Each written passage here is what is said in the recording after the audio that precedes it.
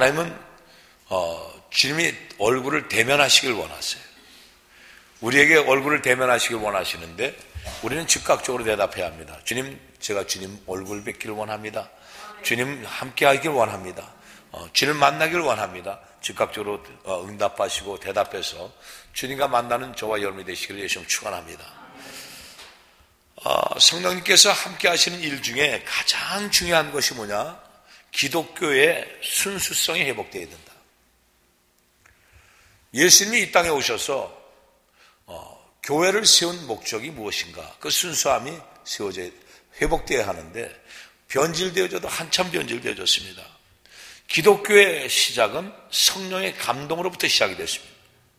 교회의 시작은 성령의 감동으로 세웠습니다. 성경 하나님의 말씀은 어떻게 세워졌습니까? 성령의 감동으로 세워졌습니다. 교회가 성령의 감동으로 세워지고 성경이 성령의 감동으로 세워졌던 것처럼 성도들도 성령의 감동이 아니고는 하나님의 말씀, 하나님이 원하시는 것을 깨달을 수가 없다. 그래서 우리는 지금 이 시대에 살아가는 우리에게는 성령의 감동으로 하나님을 볼 수가 있어야 된다.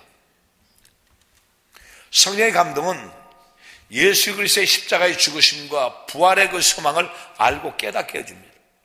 그래서 교회는 십자가의 죽으심과 부활을 선포하고 그 은혜와 능력의 복음을 세상 끝날까지 전해야 되는 거죠. 그 십자가 보혈의 능력과 성령의 권능을 온 이 세상에 전파할 수 있는 것, 이것이 바로 기독교 복음의 순수성입니다. 그러면 그것을 위해서 우리가 어떻게 살아가야 될까? 첫 번째로 연합을 해야 된다는 거죠. 인간 중심이 아닌 그리스도 중심의 연합이 이루어진다. 다시 한번 우리 시편 27편 말씀 다시 봅니다. 너희는 내 얼굴을 찾으라 하실 때 내 마음이 주께 말하되 여호와여 내가 주의 얼굴을 찾으리다. 주님과 함께 우리가 주의 얼굴을 찾고 주님을 만나는 귀한 역사들이 이 교회 안에서 이루어져야 되죠. 교회 안에서 주님을 만나는 역사가 반드시 이루어질 때에 한마음이 될 수가 있습니다. 성령님은 누구에게 말씀하든지 언제든지 동일한 것을 말씀하시거든요. 같은 것을 말씀하십니다. 그런데 우리는 성령님의 말씀을 자신의 생각을 가지고 마치 자신이 성령님인 것처럼 말씀을 변질시켜서 하는 경우를 봅니다. 성령님은 누군가에게 원해서 필요한 말씀을 주시면 그 다음에 동일한 말씀을 다시 주셔서 확증을 시켜주시는 거예요. 저희 순복음 영성교회가 처음에 세워지고 나서 담임 전도사로 모시고 왔던 분이 3일 만에 중매하고 20일 만에 시집 갔다 그랬어요. 요즘에 가끔씩 가다 만나요. 가끔씩 가다 여기저기 가면 뵙게 되는데 참 그때마다 참 쑥스러워 하더라고요. 저희 교회 담임 전도사로 왔어요. 47은 노처조입니다. 근데 47살 먹도록 시집을 못 갔는데 우리 교회 담임 전도사로 와서 3일 만에 선보고는 결혼하기로 작정을 했어요. 그리고 전화기하고 키를 내던져놓은 간다고 그러더라고요. 그러고 나서 참 어떻게 하나 하려고 전에부터 같이 교회를 하자고 하던 목사님을 만났습니다. 그랬더니 오셨어요. 와가지고 순복음 영성교회 이름을 다 없애랍니다. 그리고 어떤 교회 이름을 대면서 그 이름으로 가자 그랬어요. 그래서 일주일만 시간을 달라고 그랬습니다. 그리고 기도하는 가운데 장자권을 파축한 것에 반하면 예수의 말씀을 주시니 아니죠. 여러분. 말씀의 분별을 잘해야 합니다. 여러분. 장자권을 파축한 것에 반하면 예수의 말씀을 주시니까 아닙니다. 여러분. 그래서 이걸 어떻게 해야 되나 하고 첫날 응답 받고서 났는데 그 다음 주일날 목사님이 오셨어요. 묻지도 않습니다. 어떻게 됐습니까? 집사님들 어떻게 됐습니까? 묻지도 않아요. 대뜸 하는 말이 지난주에는 순복음 영성교회를 다 없애버리고 순복음 몬교회를 세워라 이랬는데 오늘은 와서는 순복음 영성교회는 그냥 놔두랍니다. 순복음 영성 복합문화교회를 세우랍니다. 지난주하고 이번 주가 다릅니다. 무슨 말입니까? 거짓이라는 얘기죠. 성령을 가장해서 오는 거짓들이 너무나 많습니다, 여러분. 그래서 영의 분별이 없이는 모두가 다 쏘가 넘어갈 수밖에 없습니다. 그럴듯해 보입니다. 그런데 그날 아침에 갑자기 그 전날 밤에까지도 우리 목사 필요 없다, 우리끼리 가자 했던 집사님들이 하나같이 뭐라고 그러냐면 그 교회 이름이 뭐가 그렇게 중요하냐고 얘기를 하더라고요. 여러분, 교회 이름이 중요해요, 안 중요해요? 별로 뭐 어떤 교회든지 상관없는 것 같습니다, 여러분. 그 교회 이름을 3개월에서 4개월을 기도하면서 성도들에게 각자 자기들이 어떤 교회 이름을 줬으면 좋겠는지 기도하면서 내놓으라고 그랬어요. 아무도 안 나눴습니다. 그래서 저와 박 목사하고 둘이서는 성령의 교회를 세우자 하는데 성령의 교회에 있었어요. 그래서 성령의 교회를 세우지 못했습니다. 그래서 여러 가지 생각하던 중에 순복음 영성교회가 어떻게 했느냐. 그래서 영성교회를 세워놨습니다. 그랬더니 이 교회 이름을 누가 줬냐고 그래요. 그래서 다른 사람들이 3, 4개월 동안 하는 중에 내놓질 않아서 우리가 이렇게 내놔서 했습니다. 그랬더니만 하는 소리가 이거는 뭐 여러 가지 이름을 대면서 핑계를 대면서 그건 안 되겠습니다 뭐 하고 하길래 이미 말씀을 받아놓고 있었기 때문에 그래서 제가 했습니다. 복합문화교회나 열방을 향해서 가는 그런 교회를 세우고 싶으시거든. 그거는 그냥 순복음 영성의 이름을 가지고 하시다가 내년쯤에 가서 기도하시다 보면 바꿀 수도 있고 여러 가지 할 수 있으니까 그것이 중요한 것 같지 않습니다. 그랬어요. 그랬더니만 그게 무엇이 필요하냐고 옆에 있던 집사님들이 얘기를 해요. 어저께 밤에도 목사가 필요 없다고 그랬는데 벌써 이미 새벽에 집집마다 다 어떻게 전화번호를 하는지 다 전화했습니다. 그리고 이미 한패들이 다 돼 있었어요. 저한테는 전화한 적이 없습니다. 그래서 제가 딱 그 말을 했습니다. 다 가라고요. 다 가라. 순복음 영성교회가 세워지는 것은 지금까지 교회를 세우기까지 뒤에서 당신들이 도운 사람 아무도 없다. 교회마다 문제가 생길 때마다 나를 내쫓고 한 건 당신들이다. 그런데 지금도 또 문제를 생기는 모양인데 이제는 포기할 수 없으니 다 떠나가라. 나 혼자 다 할 수 있으니까 가라 그랬어요. 그리고 목사님이 대뜸 하면서 감히 집사가 목사한테 하더라고요. 근데 제가 그 얘기했습니다. 이미 하나님 말씀을 주셨기 때문에 담대하게 얘기를 했습니다. 말씀을 안 드리라고 했습니다. 이 말씀만 들으십시오 그랬어요. 지난주에는 이 교회, 이번 주에는 또 다른 이름, 그 다음 주 가면 또 바뀔 텐데 성령님은 그런 성령님이 아닙니다 그랬어요. 여러분, 성령님을 곡해하시고 성령님을 바꿔놓으시고 성령님이 하시는 거는요 변덕스러운 성령님이 아니에요. 진짜 하나님을 대면해서 하나님의 말씀을 듣고 그 성령의 음성을 듣는 사람이라고 한다면 절대 요동치고 바뀌는 것이 아닙니다 여러분. 인간 중심으로는 바뀔 수가 있습니다. 사람 생각으로 바꿀 수 있습니다. 그러나 성령님께서 주신 것은 바꿀 수가 없습니다. 사람의 유익에 따라 바뀔 수 있는 것이 아닙니다. 언제든지 동일한 그 말씀을 하신다는 걸 기억하십시오. 성령님은 신학적인 유행이나 교리적 편견이나 이 당대에 유행하는 그 교회 프로그램 때문에 그런 건 아무 상관이 없어요.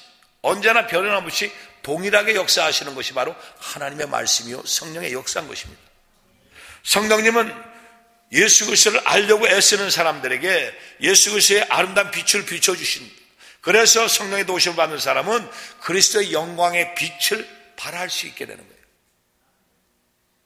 성령님이 함께 하시니까 예수 그리스도의 빛을 발할 수 있게 되는 것입니다.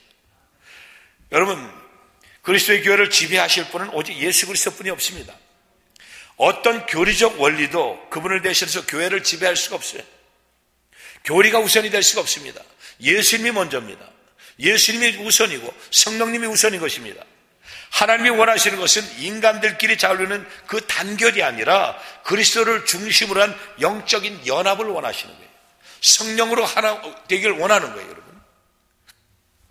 영적인 연합은 생명과 사랑의 기초에 의해서 세워져야 합니다. 여러분, 그리스도의 연합만이 기독교의 순수성이에요. 그리스도의 영이신 성령님만이 순수하십니다. 그리스도와 성령의 감동을 받은 제자들의 외에 어떤 성도나 어떤 교회 또 기독교의 진리를 완전히 순수하게 믿고 실천한 교회는 아무 데도 없습니다. 지금까지요.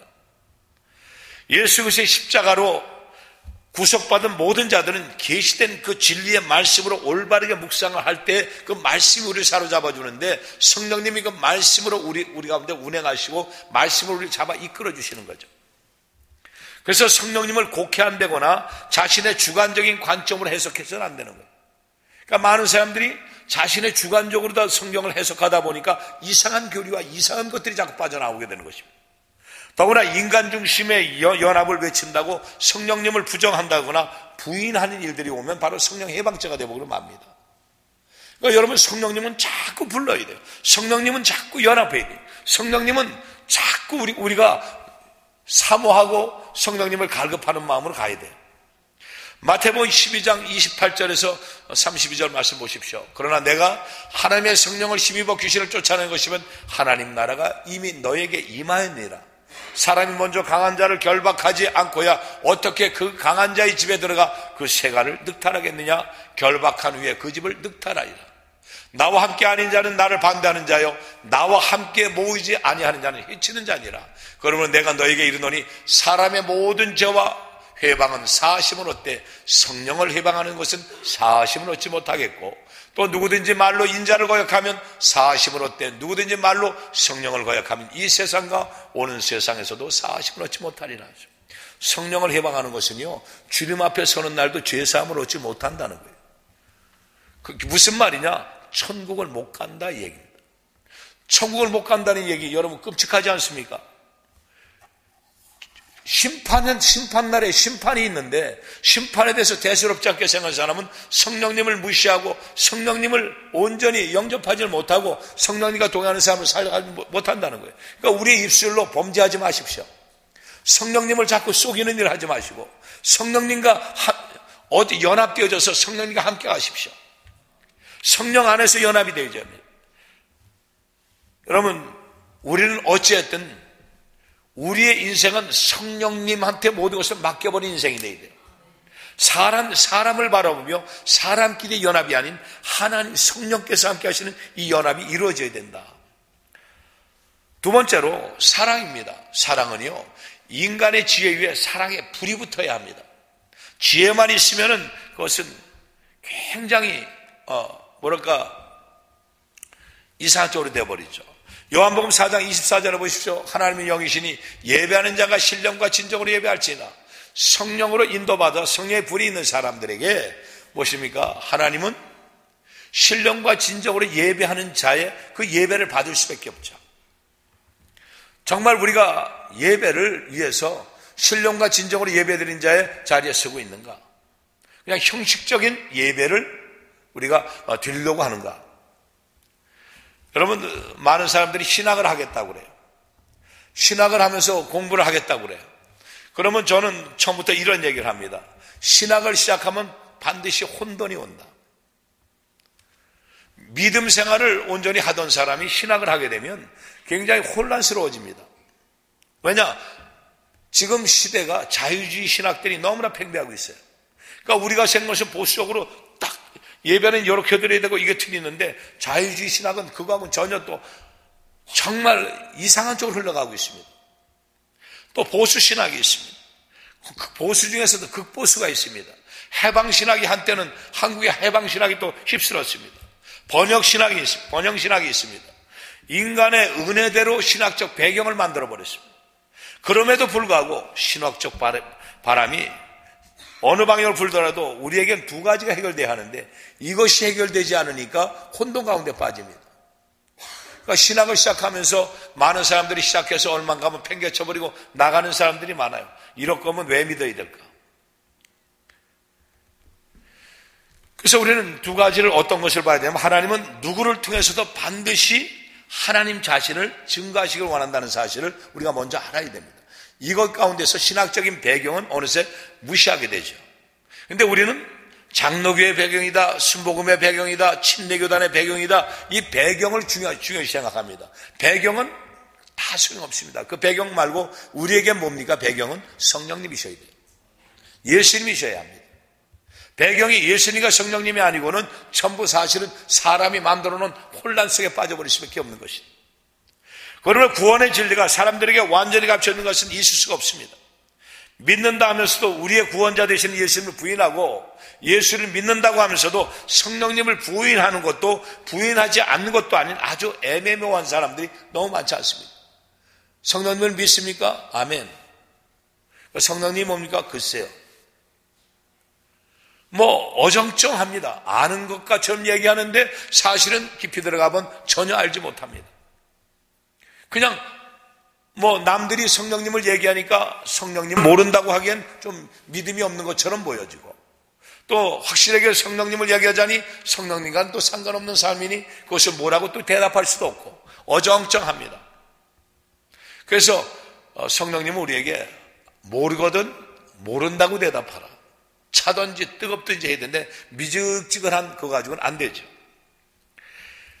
근데 우리에게는 심령이 가난한 자들과 자신의 죄와 허물을 사함받기 위해서 회개해서 죄사함을 얻고 청결케 된 자들에게 눈에는 자신을 구원하시려고 두 팔 벌리고 계신 예수 그리스도가 보이게 되죠.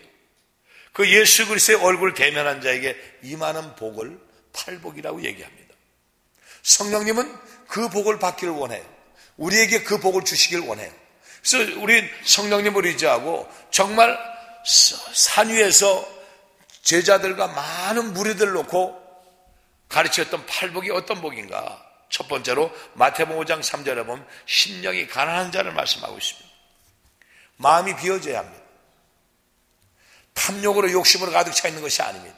자기로 가득 차 있는 것이 아닙니다. 생각, 마음, 지식, 감정, 의지와 기억이 오직 예수 그리스도로만 딱 집결될 때 하나님의 평강이 그 안에 천국이 임하게 됩니다. 하나님 나라는 어떤 것입니까? 하나님 나라는 먹고 마시는 것이 아니라 의와 평강과 희락이라고 했습니다. 마음의 평안이 있어야 합니다. 심령, 여러분 왜 스트레스를 받아요? 너무나 스트레스를 많이 받아. 스트레스가 아주 입에 달려 있습니다. 저도 이렇게 치유를 하다 보니까 더 그걸 많이 느껴요. 그러니까 그거에 관심이 없으신 분들은 스트레스 얘기를 별로 안 할 거예요.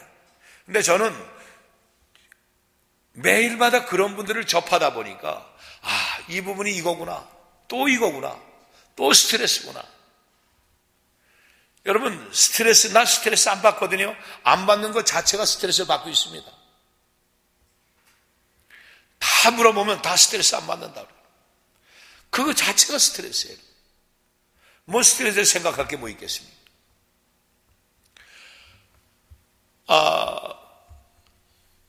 참 일을 한다고 그래요. 저를 보고 식당에서 일을 하는데 프라이팬을 하도 많이 돌리기 때문에 팔이 이게 이렇게 마비가 왔습니다 그러더라고요. 생각하는 건 자유죠, 여러분. 그런데 프라이팬을 하도 많이 돌려서 팔이 마비가 온 게 아니죠. 이미 오래전부터 목이 굳어 있었습니다. 어깨가 굳어 있었습니다. 그 다음에 중요한 것은 골반이 돌아가 앉아 있었습니다. 팔을 가지고 이거 돌리는데 골반이 왜 돌아갑니까?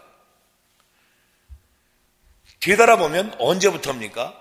운동하다가 허리가 삐끗하면 돌아갈 수가 있고, 아니면 아이를 낳으면서 골반 돌아가는 것이 여자분들에게는 그게 제일 많은 거예요. 아기 낳고 나서 보통 골반들이 많이 돌아갑니다. 그때 돌아간 것을 모르니까 10년, 20년, 25년, 30년 오다 보니까 허리가 아프고 어깨가 다 뒤틀어져 있는 것을 이걸 깨닫지 못해요. 거기에 스트레스가 꽉 차 있습니다. 아픔이. 심령이 가난한 자가 돼야 합니다. 스트레스를 받지 않는, 지금 스트레스 받는 그 시대에 스트레스를 받지 않기 위해서는 심령이, 마음이 편안해야 합니다. 마음이 어떻게 편하니까? 탐욕을, 욕심을 버려야 합니다. 내 생각, 의지, 감정, 이 모든 것들이 내 것에 꽂혀 있는 것을 다 내려놔야 합니다. 그 안에 뭘로 채워야 합니까? 말씀으로 채우십시오. 말씀으로 채워야 합니다. 성령님을 자꾸 의지해야만 되는 것입니다. 두 번째는 애통하는 자는, 4절의 말씀에 애통하는 자는 복이 있나니 저희가 위로를 받을 것이라 그랬어요. 하나님 앞에 철저하게 회개하고 정말 하나님 앞에 나와서 정말 애통하는 그 마음으로 나올 때 위로가 넘친다는 거죠. 또 5절의 말씀 봅니다. 오주한 자는 복이 있나니 저희가 땅을 기업으로 받을 것이오 그랬어요. 여러분, 강한 사람은 쉽게 부러지죠. 마음이 온유한 마음을 가질 때 재산도 넓어져. 온유한 마음을 가지고 사업을 할 때 온유한 마음을 가지고 사업을 해야 됩니다. 누군가한테 너그러운 마음 가지고 가야 돼요. 그럴 때 사람들이 꼬이게 되어 있습니다. 원리 원칙대로 요거는 김치 하나만 좀 더 주세요. 김치 좀 더 주세요. 그러면 네, 여기 있습니다. 갖다 줘야 되는데 남기지 마세요. 꼭 뒤에다 그렇게 다는 사람들이 있어요. 그래서 저는 그 집엔 안 갑니다. 그런데 누가 가자면 할 수 없이 가요. 가서 보면 지금 10여 년이 됐는데 아직도 그게 안 바뀌어지더라고요. 아주머니 여기 김치 좀 더 주세요. 그럼 들은 척도 안 하고 한참 있다 옵니다. 두 사람이 가도 요만큼, 네 사람이 가도 요만큼, 여섯 사람이 가도 요만큼. 왜 이렇게 좀 작게 주십니까? 조금 더 주시지 이러면은 남기실까 봐요. 주기 싫어서 안 준대 소리는 안 합니다. 남기실까 봐 그런다 그러죠. 여러분, 마음이 온유한 마음으로 사업을 해야 되고 사람과의 관계도 온유한 마음이 있어야 돼요. 직설적이 되고 자꾸 뭔가 힘을 잡으려고 할 때는 그것은 떠나게 되어 있습니다. 자, 6절의 말씀 보십니다. 의에 주고 목마른 자는 복이 있나니 저희가 배부를 것이라 했어요. 제가 그래서 배가 부른 말이에요. 의에 주고 목이 마른 자들, 갈급한 마음이 있는 사람에게 풍성하게 성령께서 은혜를 채워주시는 거예요. 여러분들 성령님은요 자꾸 부르셔야 돼요. 그러니까 기도하는 거나 모든 걸 다 가르쳐 드리고 있는데도 안 해. 성령님은 자꾸 부르세요. 성령님 도와주세요. 성령님 함께 해주세요. 성령님 치료해주세요. 자꾸 부르셔야 돼요. 갈급함, 목마름이 있을 때 하나님은 그것을 채우셔서 풍성하게 모든 것들이 얼마나 맺어지는 배부린 자의 모습이 바로 그런 것이죠. 7절의 말씀 봅니다. 궁휼히 여기는 자가 복이 있나니 저희가 궁휼함을 얻을 것이다. 여러분, 내가 누군가를 불쌍히 여길 때 하나님이 나를 불쌍히 여기십니다. 하나님의 궁휼함이 나한테 떨어질 때는요 모든 것이 다 평안케 돼요. 참 하나님의 은혜가요 임하는 것을 보면 아무리 사람들이 손가락질하고 하나님이 다른 사람들이 정말 핍박을 하고 죽이려고 해도 하나님이 불쌍히 여기니까 그걸 가소롭지 않게 생각을 해요. 어느 날 한 장로님이 쫓아왔어요. 저한테 허겁지겁 왔어요. 그러더니 아니 있네 그러더라고요. 그게 무슨 말씀이에요? 아니 방금 전에 내가 전화를 받았는데 김석재가 엄마를 내세워서 토론토에서 사람들한테 돈을 잔뜩 긁어막아가지고 어젯밤에 야밤 도주했다는 거예요. 네? 그런 사람이 하는데 이게 무슨 소리야? 저 찾아왔더라니까요. 부인은 지금 여자 목사가 되신 분입니다. 남편이 이 장로님이 그렇게 찾아왔어요. 이게 무슨 소리냐고요. 야밤 도주했다니. 지금 일만 잘하고 있는데 세상 천지에 별의별 소리가 다 있더라고요. 그런데 그것이 그냥 웃어질 얘기가 되고 많더라고요. 살다 보니까 별의별 희한한 소리 다 만들어내는구나. 아직도 있습니다. 어머니 내세워서 남의 돈 다 떼어먹고 야밤 도주했던 사람이 아직도 이렇게 건재하게 있습니다, 여러분. 세상에 아마 별의별 모함을 다 받는다 해도 그냥 끔찍한 이야기 별의별 소리를 다 듣고 삽니다, 여러분. 그런데 우리에게는 뭐 있어야 돼요? 긍휼히 여기는 마음이 있어야 돼요. 긍휼히 여기는 마음을 가지고 환자들을 대하고 어려운 사람을 대할 때마다 그 마음을 가지고 대하면 거기서 벌써 이미 대화하는 가운데 치료가 50% 이상이 치료가 되는 거예요. 거기서요. 자, 8절의 말씀 보십시오. 마음이 청결한 자는 복이 있느니 저희가 하나님을 볼 것이라 그랬어요. 여러분, 하나님이 대면하라고 했어요. 하나님의 얼굴을 구하라고 말씀하셨습니다. 하나님의 얼굴을 구하는 자인데 그런 자들 어떻게? 마음이 청결해야 돼. 마음이 깨끗해야 된다.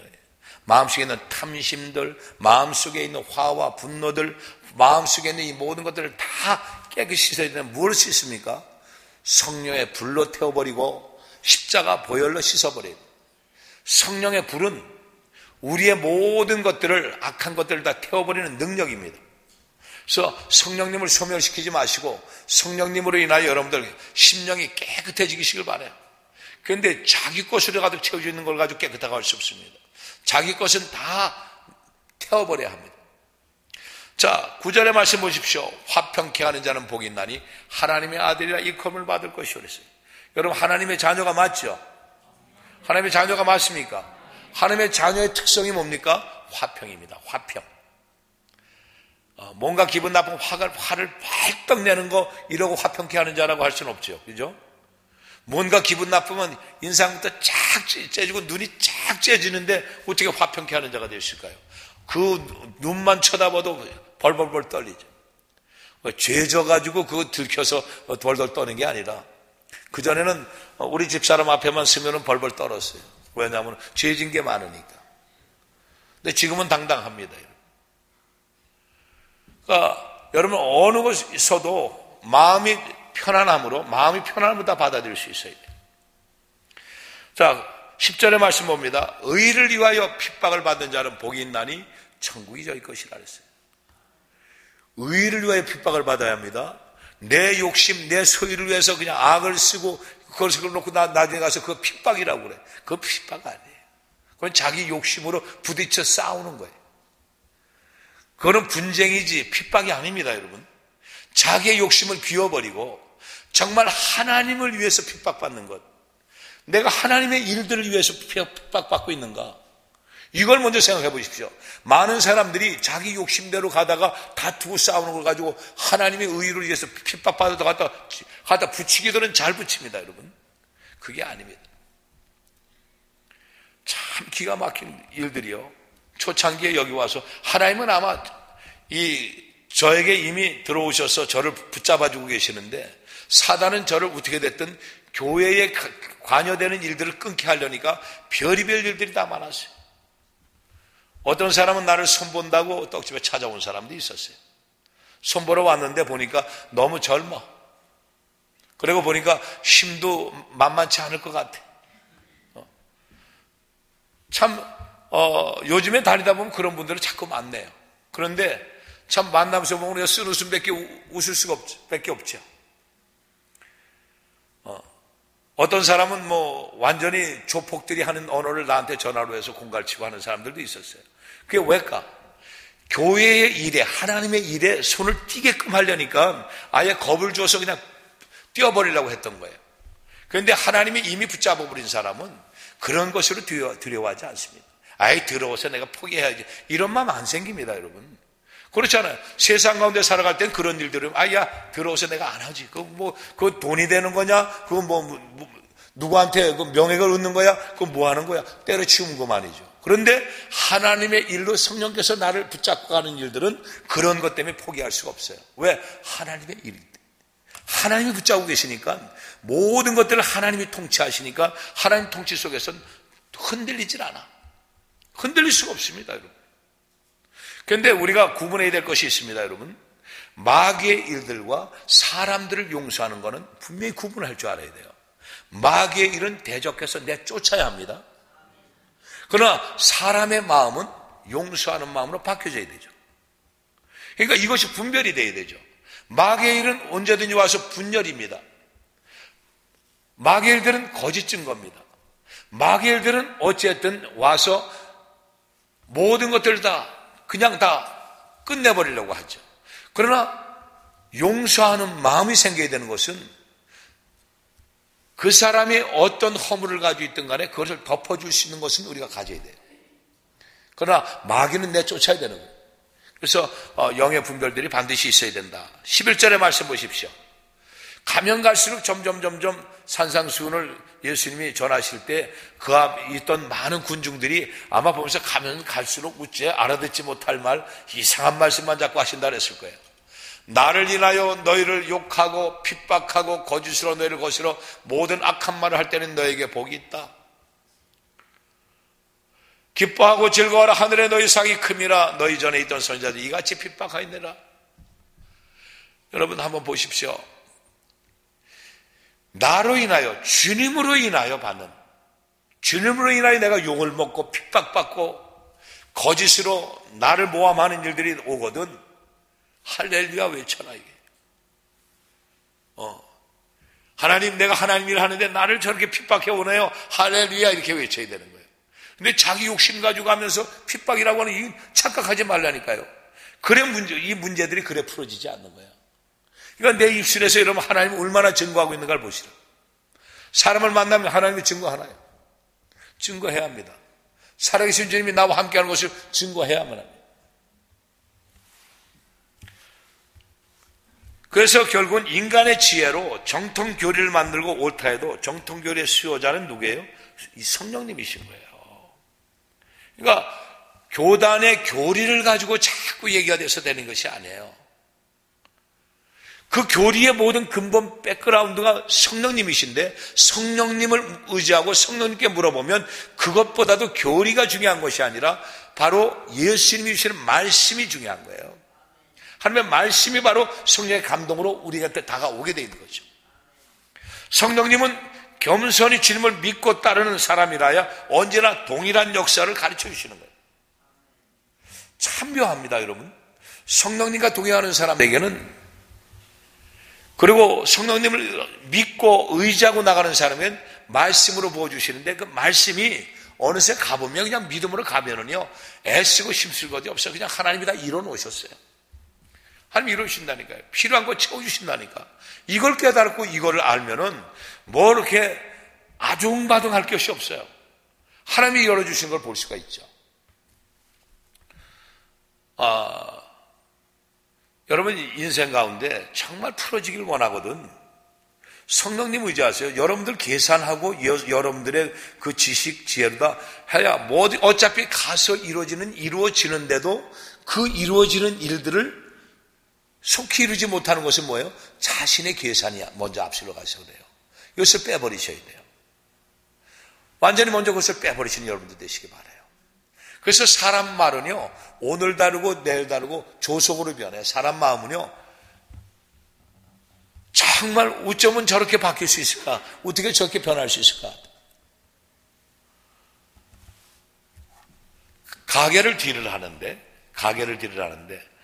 성령께서는 마음속에 주는 거는요, 지금 주인은 15,000불을 주고 인수하라고 그러는데 제 마음속에 딜은요 1,000불이야. 1,000불.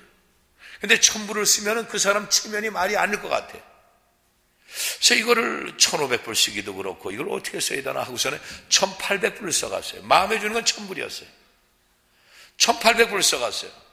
그때 딜이 이제 거기서부터 시작이 딜이 됩니다. 그런데 그 딜이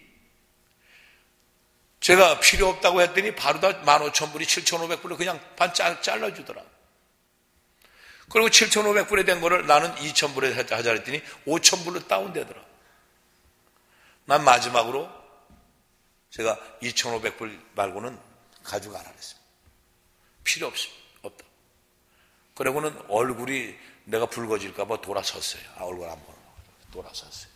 그랬더니 이 사람은 벌써 30분, 40분 혼자 생각하면서 거기까지 내려온 가운데 딱 생각하는 것이 뭐냐면 2,500불 생각을 하고 있었던 거예요. 거기다가 밖에 있는 간판을 생각한 거예요. 거기 한 700불, 800불 한답니다. 맥주 간판이요. 맥주 간판이 왜 필요합니까? 그건 100개라도 다 떼어가라고 그랬다. 그 다음에 저기 있는 보드, 이 스시 다이 있잖아요. 보드. 저거 달래는 거예요. 2개 줬습니다. 가지고. 그 2,500불에 인수한 거예요. 그런데 그거 가지고 끝날 때까지 그 안에 있는 건 다 썼다니까. 아직도 가니까 있더라고. 여러분, 하나님의 말씀을 의지하고 갈 때는 하나님이 부어주신 은혜는요, 내 생각 가지고 가는 것이 아니라 하나님이 이미 다 만들어 놓으신 걸 가서 그냥 얻는 거예요. 겸손히 하나님을 여러분, 성령님을 인간의 생각과 인간의 경험으로 제한시켜서는 안 된다. 성령님은 철저하게 성령님을 따라하고 성령님께 맡겨버린 인생이 되어버려야 돼요. 영주권의 문제 있습니까, 여러분? 영주권의 문제도 하나님 앞에 맡겨버리세요. 하나님께 맡겨버리지 내 계산 가지고 이렇게 저렇게 하고 난 그러다가 망한 사람 한 두 사람 내가 분명히 봤습니다. 자기 계산 가지고 했습니다.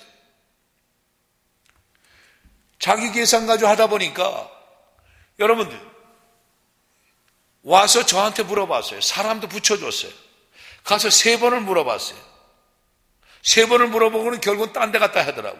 그 사람이 토론토에서 제일 유명하고 제일 잘하는 사람이랍니다. 이민 변호사랍니다. 그런데 거기 가서 돈을 주고 했는데 정부에 내는 수수료 550불을 그 잘하는 사람이 450불을 받았네요. 정부에 내는 수수료를 550불인데 450불을 내서 그것이 갔다가 가서 보니까 왜 550불을 450불을 다시 서류가 리턴되어 오는 순간에 비자가 다 죽어버렸습니다. 그래서 결국은 영주권을 못 받고 한국으로 쫓겨나갔습니다. 근데 왜 그랬을까 봤더니 교회에 늘 부정적이고 교회 일에 늘 반대편에 서 있었어요. 이상하죠? 하나님의 일을 한다고 했는데 하나님의 일을 한다고 하면서 늘 앉아서 얘기하는 것이 말을 만들어내고 거짓말하는데 늘 그 앞에 있었어요. 일이 풀어질 수가 없습니다, 여러분. 이것은 어떻게 여러분들 제가 엎어놓고 가는 게 아니라 인생 가운데서 풀어진 일은 하나님이 하시는 모든 일 가운데는 정직하게 겸손하게 모든 것을 내려놓고 가야 되는 거예요. 인생사예요, 여러분. 아니 시민권자하고 결혼을 시켜줬는데 시민권자하고 결혼했는데 나중에 보니까 추방명단 나갔다가 들어오더라니까. 말이 되는 소리입니까? 인생이 풀어질 수가 없습니다. 그런데 안 되는 것도 하나님이 하시는 거는 묵묵히 가는 길은 하나님이 결국은 나중에 다 열어놓으시고 100% 다 열어주시는 거예요. 너무나 많은 것을 봤습니다. 정말 우리 교회 안에서 보면 안 될 사람들이 얼마나 많이 됐어요. 인간적으로 계산해 보면 될 수가 없는 일입니다, 여러분. 우리 김혜건 집사님 한번 일어나 보세요. 뒤로 더 돌아보세요. 돼야 안 돼요? 안 되는 거예요. 그런데 됐잖아. 집까지 샀잖아, 지금. 할렐루야. 얼마나 기가 막혀요, 여러분.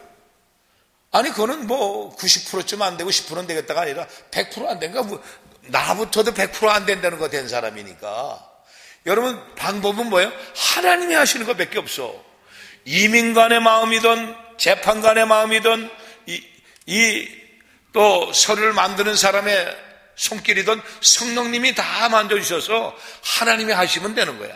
그런데 하나님이 손을 놓으시면은 100% 되는 서류 가지고도 안 되는 거예요. 왜? 이민관의 마음을 하나님이 흔들어 버려서 안 돼? 그러면 안 되는 거예요. 어떻게 한국에 나갔다 들어옵니까? 이런 일들이 그냥 우리 가운데서 상식처럼 풀어져 있는 일들을 아무리 얘기해 본들 누가 이해가 되겠냐고. 네? 이해가 돼요? 나도 이해가 안 되는데 여러분 이해가 되겠어요? 자, 한번 생각해 보십시오. 성령님께 빛을 받은 사람들은요, 한결같이 그 빛에 대해서 증거하는 거예요.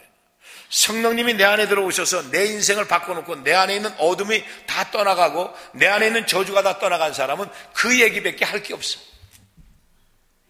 그 얘기밖에 할 게 없어요.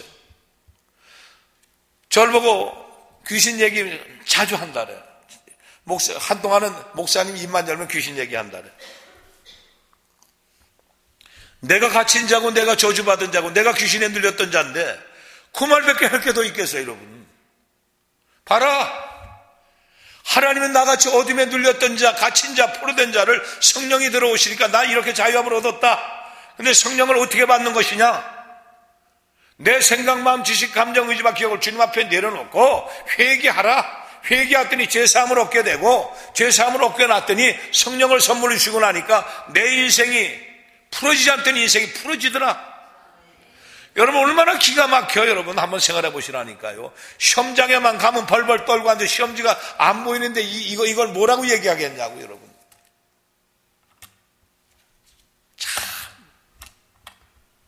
정말 기가 막힌 거예요. 여러분 아니 고등학교 시험 보는 데 갔다가 엿도요 우리 어머니가 얼마나 갖다 붙였겠어. 이런 엿을 갖다가 딱 갖다 붙였다니까. 아니 엿을 큰 거 갖다 붙였으면 내가 1등 했을 텐데 안 돼. 저주에서 풀어지지 않는 거예요, 여러분. 인생이 왜 안 풀어질까? 여러 가지 생각하지 마십시오. 이놈이 친구를 잘못 새겨서, 이놈이 놀다가 공부를 안 해서. 아니요. 저주가 앉아서 딱 가로막고 있는데 인생이 풀어지지 않는데 내 자식이 잘 되는 복이, 이것이 있어야 될 거 아니냔 말이에요. 저신이 전화가 왔어요. 아빠, 그 화장실에 변기에 오래 앉아있으면 치질이 나오나요? 그래서 내가 그냥 웃었어요. 깨끗이 씻고 다녀라. 그리고 얘기했습니다. 그거는 내가 늘 얘기하는 거다. 치질은 저주의 뿌리를, 이거를 보혈과 성령으로 묶어서 내쫓아버리면 그 치질은 그냥 낫는 거다. 우리 교회 치질 나신 분이 많아. 그리고 그 기도만 가지고. 아마 부끄러워서 얘기 안 하는 듯지만 당장 와서 맨날 얘기하는 게 이해란 집사. 이해란 집사 한번 일어나 보셨대. 뭐 더러운 거 아니야? 일어나 보라고. 목사님 치질 났어요. 만만하니까 하는 얘기예요. 다른 사람 얘기면 시험 들까 봐 얘기를 못 하지. 여러분, 정말 성령이 나한테 빛을 주셔서 내 안에 있는 어둠이 떠나간 사람은 그 얘기밖에 할 게 없는 거야. 그리고 우리가 가장 경계하고 가장 무서워할 일은 뭐냐? 성령님을 근심을 시켜서 성령님을 침묵하게 하는 것이 가장 두려운 일이에요. 왜냐하면 성령님이 침묵하시면 우리는 성령님을 의지할 수 없게 되기 때문에 그래요. 우리의 인간의 지혜와 우리의 의지로는 살아갈 수가 없습니다. 우리 인간의 지혜와 의지로는 한계가 있어요. 풀어나갈 수 없어요. 그런데 성령님이 침묵 꽉 다물고 계실 때는 우리 인간의 지혜와 그것 자기 경험, 자기 지식으로 살아갈 수밖에 없지만 성령님이 풀어줄 때는 우리에게 정말 인생의 모든 것을 다 풀어주시기 때문에 술술술술 풀어지는 거예요. 여러분 이사야서 55장 8절에서 9절 보십시오. 여호와의 말씀에 내 생각은 너희 생각과 다르며 내 길은 너희 길과 다르다 그랬어요. 하나님의 생각과 우리 생각이 다르기 때문에 성령님을 의지하고 할 때 성령께서 그 다른 모든 것들을 하나님 것으로 바꿔주셔서 우리를 대신해서 기도해 주시고 우리를 이끌어 주시는 겁니다. 하늘이 땅보다 높은 같이 내 길은 너희 길보다 높다. 내 생각은 너희 생각보다 높으니라 그랬어요. 내 거보다 높으시고 나와 다른 길을 계시는 그 성령님이 내 좁은 길, 내가 생각하시는 아주 조그만 요거밖에 못 보는 거에서 하나님은 무한정으로 볼 수 있는 길을 열어주시거든요. 그러니까 성령님을 의지하고 가는 길이 편하네요. 내 생각으로 가는 게 편하네요. 내 생각으로 가서는 작은 일도 못해. 그러니까 성령님 의지하고 가보십시오. 오늘 김소연 자매가 미국에서 연락이 왔어요. 전화가 와서 목사님 기도해 주시고 이거 참 희한한 일이 많아요. 그 병원에 먼저 번에 그걸 놓고 슈퍼바이저 그게 뭐죠? 그건 통역 감독하는 거에 그 병원에서 뽑는다 그래서 그동안에 이제 몸이 아프고 그러니까 그걸 쉬고 있다가 해야 될까 말아야 될까 하는 중에 그거를 서류를 집어넣었더니 2월 말에 합격 통지서가 왔어요. 그러나 그 안에 이제 뭐 이렇게 검사하고 해야 되는 것들이 이제 했는데 이제 3월 며칠 날 사인만 하면 끝난다고 이제 다 통과해서 사인만 하면 기도해 주셔서 감사합니다. 라고 왔어요. 그리고 박근희 목사님 또 자기들 그쪽에 있는 외국 교회 목사님이 자기는 임신은 생각도 안 하고 있는데 임신에 대해서 기도하겠다고 하고서는 그 일들 하는데 다시 임신에 대한 용기를 가졌습니다. 라고 왔어요, 여러분. 여기 왔다 가고 나서부터는 인생이 바뀌어진 거예요. 작년 1월 달이죠. 작년 1월이지. 2년 됐나 벌써? 재작년이야? 만 2년이야? 참나, 맨날 1년짜리밖에 모르네. 벌써 2년이 됐단 말이야. 바로 그런 한 사람 한 사람 통해서 뭘 배워요? 쇼그렌 증후군을 배웠어요. 쇼그렌 증후군을 이렇게 치료하는 것이다. 루마티스를 이렇게 치료하는 것이다. 그런 루푸스가 이렇게 치료가 되는 것이다 하는 것을 거기서 배우잖아요. 그러니까 현대의학으로는 풀 수 없는 문제들이 오니까 성령님을 의지하고 나가니까 성령님이 하나하나 모든 문제를 열어주시는 거예요, 여러분. 그냥 병원에서 치료가 안 되는 거래 이렇게 되면 그냥 병원에 가보세요. 병원에서 치료가 안 되는데요. 그럼 어떻게 할까요? 형식 기도하죠. 여러분 뭐 기도해서 하나님 치료해 주세요. 이래가지고 되는 게 아니잖아요. 하나하나 이건 그럼 무슨 병일까? 이거는 뭐가 문제일까? 이건 어디서부터 저주의 시작이 됐을까? 이걸 먼저 찾아내야 될 거 아니겠어요? 그래서 요즘에 우리 신학생들한테 제가 무리한 요구를 했어요. 근데 무리한 게 아니야. 뇌신경 뇌세포를 봐오니까 거기다가 보호기도 차단기도를 대서 이 문제가 있는 분들의 상담을 했다고 생각하고 그것을 가지고 기도문을 만드는 걸 작성해라 5개 지금 주었어요. 그거를 이제 숙제를 해놓고 나보면 그 다음에는 아주 쉬워지기 시작을 하겠죠. 그러니까 그런 훈련들은 어디서? 성령님과 동행할 때 그 일들이 이루어지는 것이죠. 자, 그렇다는 데면 저 말씀 55절 8절에서 9절 말씀 후에 10절 11절에 보십시오. 성령님이 왜 우리에게 음성이 중요한지요. 성령의 음성은요, 비와 눈이 하늘에서 내려서는 다시 걸어가지 않고 토지를 적시어서 싹이 나게 하며 열매가 맺게 하여 파종하는 자에게 종자를 주며 먹는 자에게 양식을 준 것 같이 내 입에서 나가는 말도 헛되이 내게로 돌아오지 아니하고 나의 뜻을 이루며 나의 명하여 보낸 일에 형통하리라. 성령의 음성을 듣고요, 성령이 주시는 말씀을 내 선포하는 말씀은 그대로 이루어진다는 거예요. 아주 중요한 말씀입니다. 하나님의 생각과 나의 생각은 달라요. 그런데 하나님의 생각으로 음성이 나한테 들어와서 말씀을 주신 것을 내가 선포할 때에 그것은 그대로 이루어진다. 형통의 복으로요. 그러니까 어떻게 돼요? 말씀을 받아야 합니다. 말씀을 받지 않고는 저 말은 다 헛겁니다, 여러분. 하나님의 음성을 듣고 하나님의 말씀을 받고 이것을 믿음으로 선포, 하나님이 나에게 주시는 말씀으로 잡고 선포하면 그것은 형통케 되어지는 일로 이루어진다. 못 믿으면 할 수 없는 거고요. 여러분들 믿으시고 그대로 선포하는 여러분들 되시기 바랍니다. 마지막 3번째로 순종입니다. 순종은 진리이신 그리스도께 순종하라. 말씀에 순종하라는 겁니다. 요한복음 14장 6절과 15절 말씀 봅니다. 예수께서 가라사대 내가 곧 길이요 진리요 생명이 나로 말미암고는 아버지께 올 자가 없다. 15절 보십시오. 너희가 나를 사랑하면 나의 계명을 지키리라. 2가지입니다. 예수님 말고는 천국에 갈 수가 없어요. 예수님께로 갈 수가 없습니다. 길이 되시고 진리가 되시고 생명이 되시는 예수님, 그 예수님과 동행하는 삶이 되어야 한다. 그런데 그 동행하는 삶은 어떤 삶입니까? 예수님을 사랑하는 삶입니다. 하나님을 사랑하는 삶. 하나님을 사랑하는 삶은 뭘로 나타난다? 말씀을 지켜 순종하는 것으로 나타난다는 것이죠. 진리는 영원히 동일한 것입니다. 그러나 진리의 형식과 강조점과 적용은 사람마다 인종마다 다를 수가 있죠. 그것까지 얘기할 수 있지만 진리는 변함이 없는 것입니다. 어떻게 됐든 간에. 그 다음에 성령님은 그리스도에 관한 교리적 논쟁을 위한 증거를 결코 하지 않으시는 분이에요. 다만 성령님은 십자가에서 죽으시고 장사되고 다시 부활하셔서 지극히 높으신 분의 우편에 앉으신 그리스도만을 증거하는 거죠. 성령님은 입을 열면 예수님의 죽으심과 부활만 이것만 증거하게 되는 거예요. 그렇기 때문에 누구나 어떤 교단이나 자신에게만 진리가 있고 자신들에게는 절대 오류가 없다고 생각해서는 이건 교만이죠.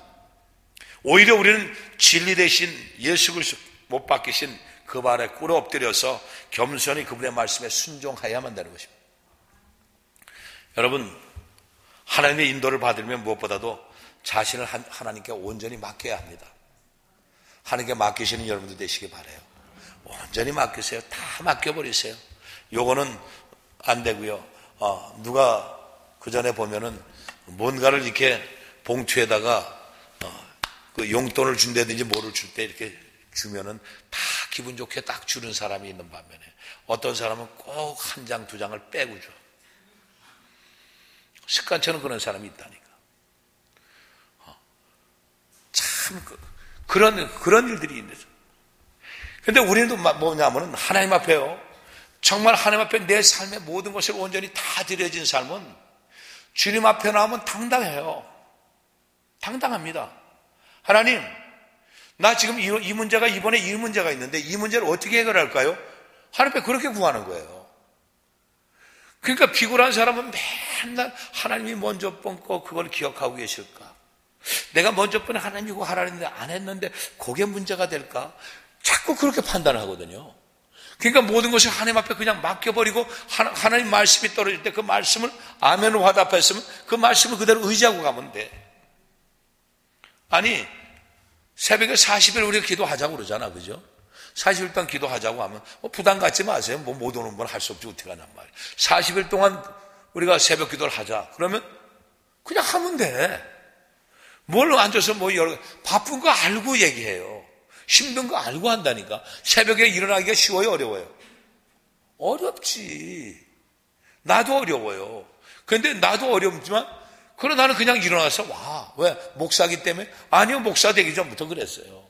그냥 오면 돼. 그냥 오면 되는데 피곤한 것 같고 조금만 더 잤으면 좋겠고 낮에 내가 피곤할 걸 생각하고, 그러니까 하나님이 나를 편안하게 해주시고 나를 건강으로 지켜주시고 나를 피곤치 않게 하시는 것에 대한 생각은 다 잊어버리죠. 당장 내가 피곤하니까 버리셔라. 이게 온전히 맡기는 건 바로 그렇게 맡기는 거예요. 그리고 이왕 하시는 거 찬양팀들은요, 찬양팀은 여기에 10분에 와. 10분에 5시 반부터 예배면 5시 10분에 와서 10분 동안 잠깐 연습하고 이러고 하거든. 그런데 그리고 5시 반에 예배가 딱 시작이 되는데 5시 35분에 왜 35분 가고 40분에 오냐고. 조금만 일찍 일어나서 오면 되는데. 그러니까 온전히 맡긴다는 게 그런 거예요. 그냥 내가 일어나서 20분까지는 가야 찬양을 시작한다 생각하고 오라니까. 이게 온전히 맡기는 거지. 아유, 말씀이 들어가는 게 사도신경에 30분부터 시작이니까 30분까지만 가면 되지. 그건 벌써 35분에 와. 그렇게 되는 거예요. 온전히 맡기지 못하는 거예요. 그 다음으로 순종하겠다는 자세를 갖고 순종을 실천하라는 거예요. 그러니까 실천해야 되는 것이죠. 그래서 하나님은 하나님의 빛을 따를 준비가 되어 있지 않는 자에게는 빛을 주지 않으십니다. 여러분, 하나님의 빛 받기를 원해요? 하나님의 빛이 여러분 안에 들어가서 어둠이 사라지고 저주가 끊어지고 다 온전한 삶을 살아가기 원하십니까? 여러분, 빛을 따라가세요. 예수님을 따라가세요. 말씀을 따라가세요. 말씀을 여러분 그 안에 순종하세요. 그 역사가 그 가운데 있다는 사실을 기억하십시오. 그리고 이제는 우리의 삶 속에 오직 성령님만 오직 의지하시고 정말 하나님과의 연합, 하나님의 사랑, 그리고 하나님 앞에 순종하는 저와 여러분이 되시기를 예수님을 축원합니다.